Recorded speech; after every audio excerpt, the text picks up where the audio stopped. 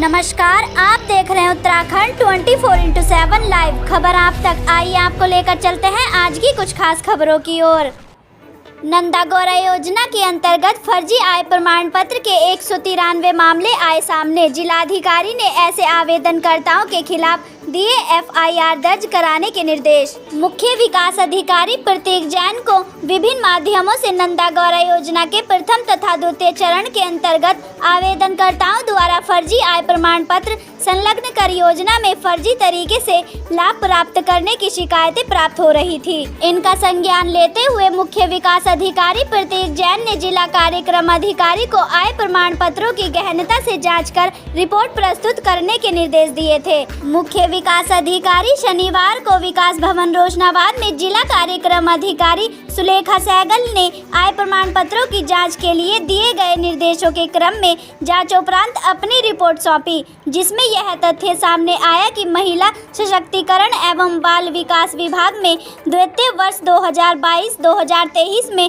नंदा गौरा योजना के अंतर्गत जनपद में प्रथम चरण बालिका के जन्म पर कुल 1328 आवेदन पत्र प्राप्त हुए, जिनके प्रमाण पत्रों की गहराई से जांच की गई तो पाया गया कि उनमें से 70 आवेदन पत्र ऐसे थे जो आय प्रमाण पत्र की दृष्टि से फर्जी पाए गए। इसी तरह नंदा गौरा योजना के ही द्वितीय चरण इंटर पास के अंतर्गत कुल 4174 आवेदन पत्र प्राप्त हुए थे, जिनकी अच्छी तरह से जांच करने पर 123 ऐसे आवेदन पत्र पकड़ में आए जिनके आय प्रमाण पत्रों में छेड़छाड़ की गई थी। इस प्रकार नंदा गौरा योजना के प्रथम तथा द्वितीय दोनों चरणों के आवेदनों की गहनता से जांच करने पर 193 आय प्रमाण पत्र फर्जी पाए गए, जिसके कारण ऐसे आवेदनों को निरस्त कर दिया गया और उन सब के विरुद्ध मुकदमा दर्ज करा दिया गया है।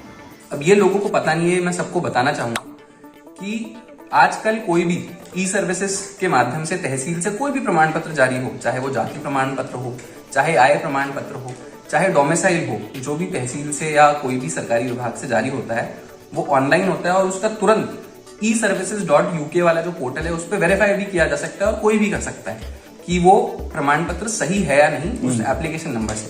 तो हमने जब ये देखा तो कुल मिला के हमारे को 193 ऐसे आय प्रमाण पत्र मिले जिसमें इस तरह की हेराफेरी की गई है, जो कि एक बहुत बड़ा नंबर है। हमने ऐसे आवेदनकर्ताओं को यहाँ पे बुलाया भी, उनसे पूछा कि आपने ये इस तरह की बदलाव कैसे किया, तो उनके द्वारा बताया गया कि किसी CSC ऑपरेटर ने, किसी कंप्यूटर ऑपरेटर ने उनसे 150 रुपए 200 रुपए मात्र लिए और इस तरह से उनकी आय बदल दी। तो ये एक बहुत ही संगीन मामला है, गंभीर मामला है।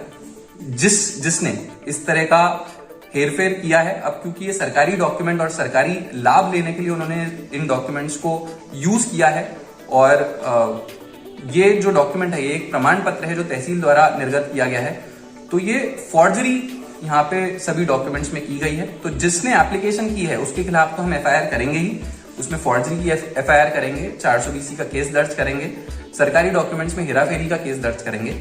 साथ ही में ऐसा पता लगाएंगे कि कौन ऐसे CSC ऑपरेटर हैं, कौन कंप्यूटर ऑपरेटर हैं जो PDF एडिट करके लोगों को गुमराह करने की ये साजिश करते हैं। मुकदमा करने का आदेश हुआ है सर? बिल्कुल, यहाँ पे मैंने जिलाधिकारी महोदय से भी ये पूरा मामला डिस्कस कर लिया है। DM सर के भी ये निर्देश हैं कि इन पे तत्काल FIR की जाए।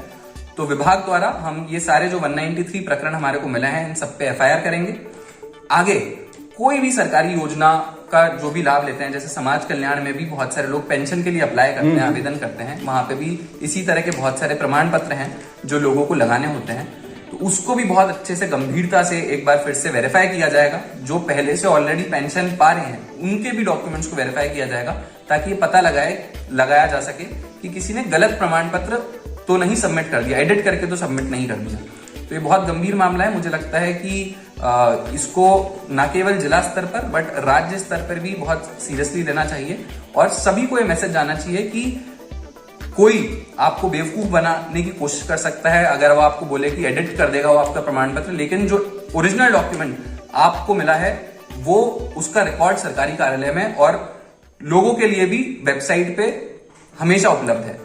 तो ऐसी गलत चीज में ना फंसें। अगर आप किसी भी तरह से डॉक्यूमेंट में हेराफेरी करके सरकारी स्कीम का लाभ लेना चाहते हैं तो आप फंस सकते हैं, आप जेल